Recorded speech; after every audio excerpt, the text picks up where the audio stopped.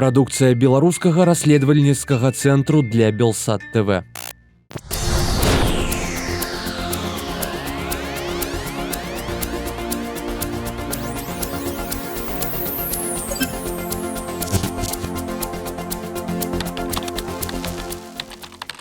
У Беларусі разганяюцца кошты. Улады кажуць, што это з-за таго, што яны разганяюцца ва ўсім свеце, і яны сапраўды разганяюцца ва ўсім свеце. Але наколькі гэта звязана з беларускай сітуацыяй, як усё гэта будзе адбівацца на нашых з вамі гаманцах.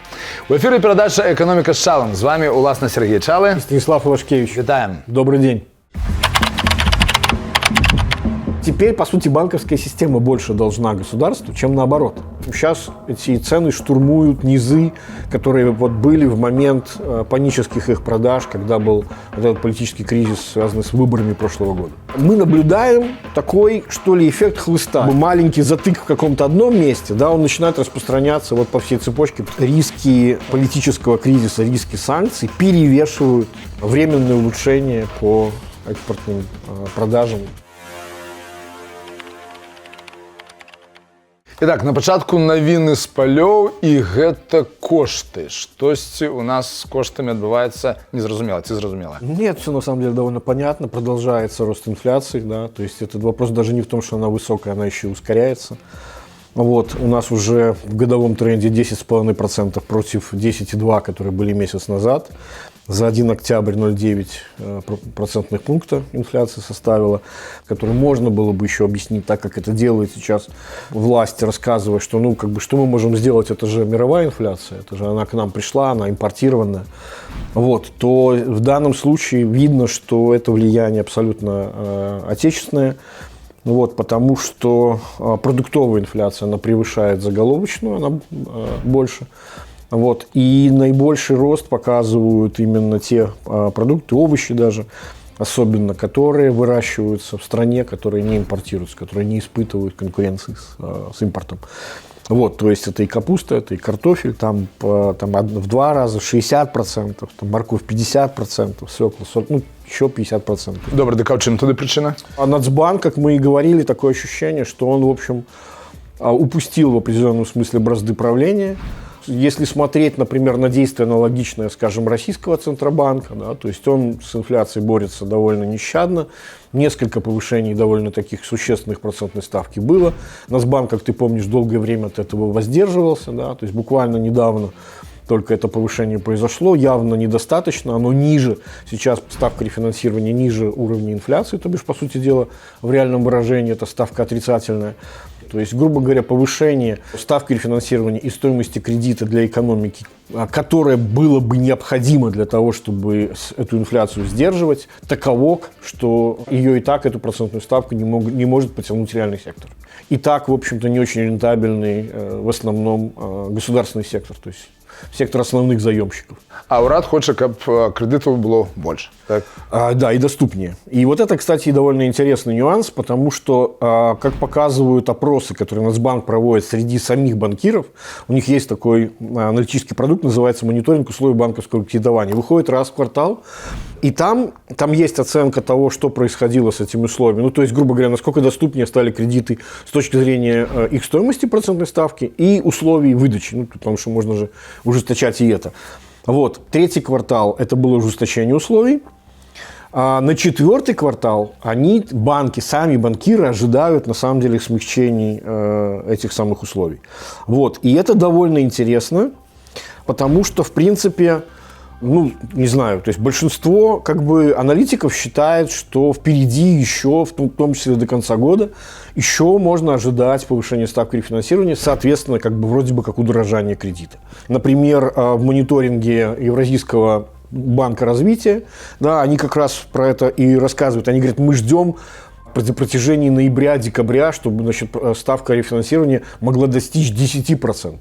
Сейчас она 9,25%. То есть там еще довольно большой запас до этого. Вот. И смягчение условий они вообще не ожидают. Вот. И это действительно такая довольно странная вещь. Ну, то есть я видел версии наших аналитиков, суть которой заключается в том, что пришли деньги вот этого самого золотого дождя от экспортного чуда. Ну, значит, причем как бы довольно странное объяснение, потому что экспортный рост, он же происходит весь год. А весь этот год, на самом деле, происходило, как я уже говорил, ужесточение условий и подъем процентных ставок. То есть, почему именно четвертый квартал? Да, то есть, объяснение как бы экспортным чудом, мне кажется, не очень здесь уместным.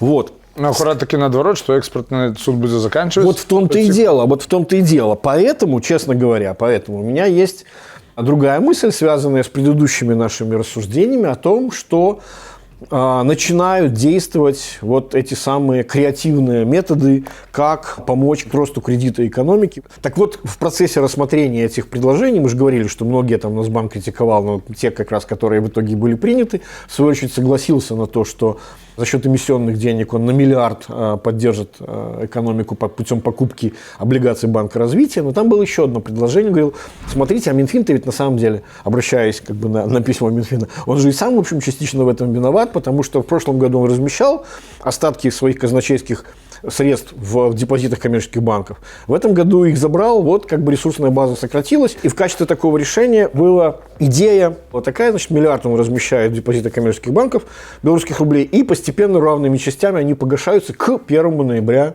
2022 года. То бишь до 1 ноября, значит, по логике решения приняты, должны были эти деньги появиться в этой банковской системе. Многие следят сейчас за динамикой широкой денежной массы, чтобы понять, что там в экономике творится. Есть на самом деле более интересные вещи, которые тоже вот на этой неделе Нацбанк выдавал. У него есть обзор банковской системы, обзор депозитных организаций, как он это называет. И там, значит, есть такой интересный показатель, чистые требования банковской системы к органам государственной власти и управления. А дальше, в последнем месяце, происходит довольно интересный нюанс. То есть эти чистые требования вообще переходят даже в отрицательное значение, что означает, что теперь, по сути, банковская система больше должна государству, чем наоборот. Вот. И разница эта суммарно, она составляет почти 2 миллиарда белорусских рублей. И если смотреть по компонентам, то именно депозит – это на самом деле требования государства к деньгам, которые находятся в банковской системе. И вот они выросли там на миллиард, там более чем на 1,5 миллиарда. То бишь, вот, скорее всего, есть те деньги, о которых говорилось. Значит, видимо, не миллиард, а 1,5. И похоже, что, причем это произошло вот буквально в самые-самые последние там, дни недели, значит, изменилось даже, помнишь, мы рассказывали в прошлой передаче, мы говорили о том, что произошло необъяснимое увеличение и расходов, и доходов бюджета в прошлом месяце. Там примерно на 3 миллиарда белорусских рублей была разница. Успели даже многие СМИ написать. Смотрите, Минфин поправил свой прогноз на величину дефицита бюджета на конец года. Минус 6 миллиардов белорусских рублей должен был составить дефицит бюджета. И вот буквально на днях, то есть это только-только это произошло, только об этом успели написать. И буквально на днях министр финансов Сильвестров говорит о том, что, вы знаете, мы посмотрели, и мне кажется, что по итогам года получится примерно 3 миллиарда.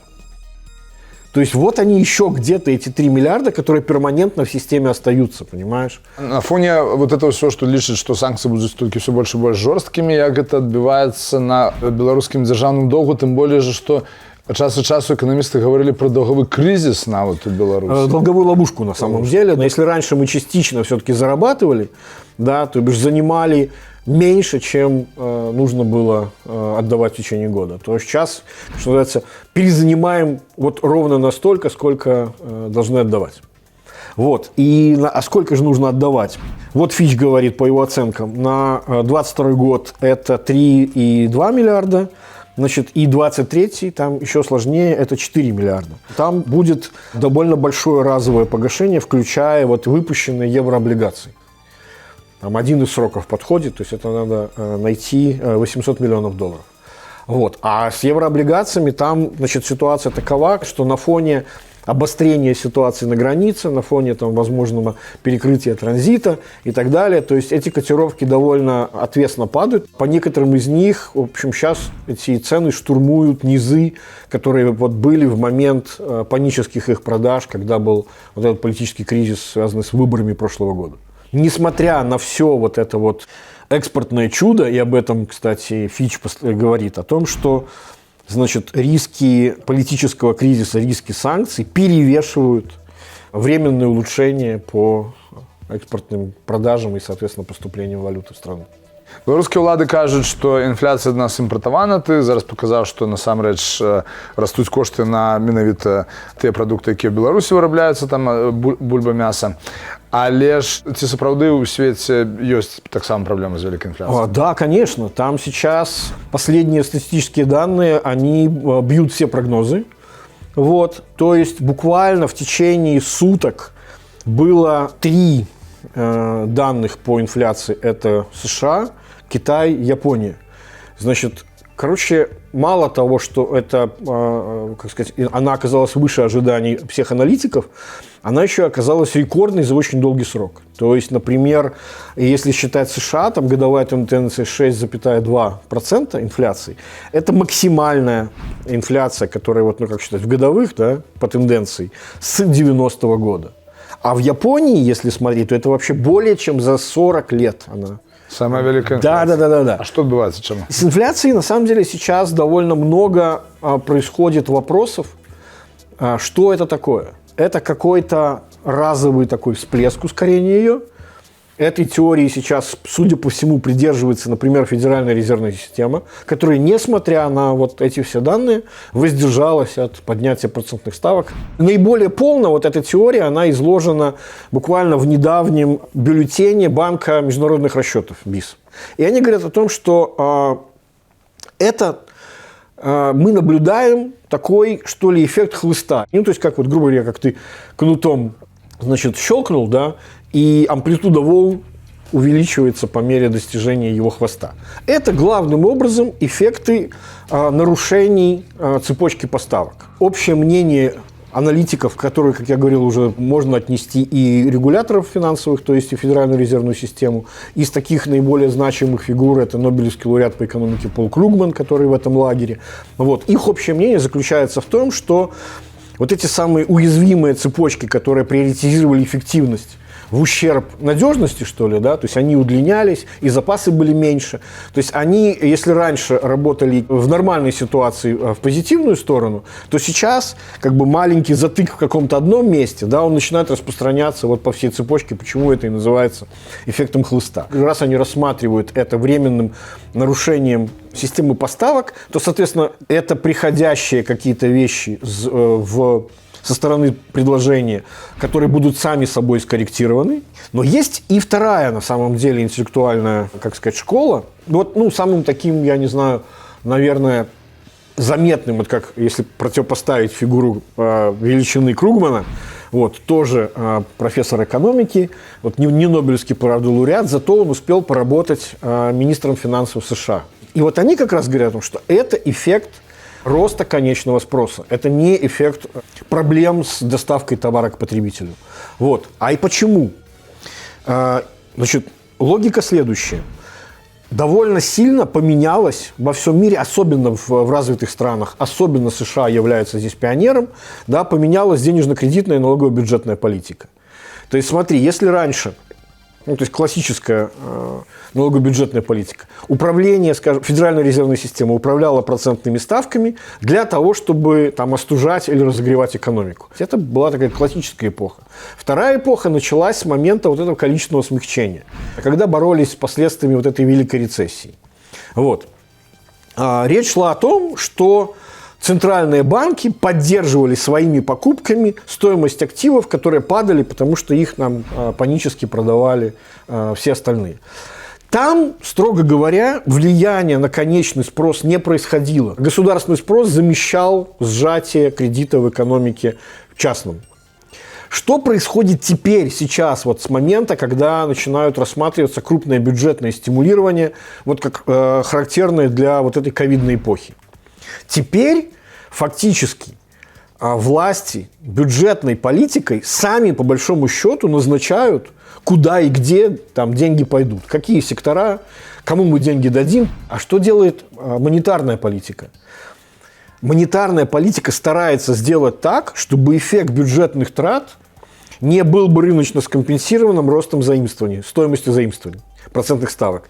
То есть теперь идея вот этого количественного смягчения не для того, чтобы заместить выпадающий спрос, а для того, чтобы не привести к росту процентных ставок, которые происходят в обычной ситуации в случае вот такого, что называется, там, фестиваля, значит, трат центральными банками и правительственными денег. Вот. И это означает, что теперь уже конечный спрос создается без ответа.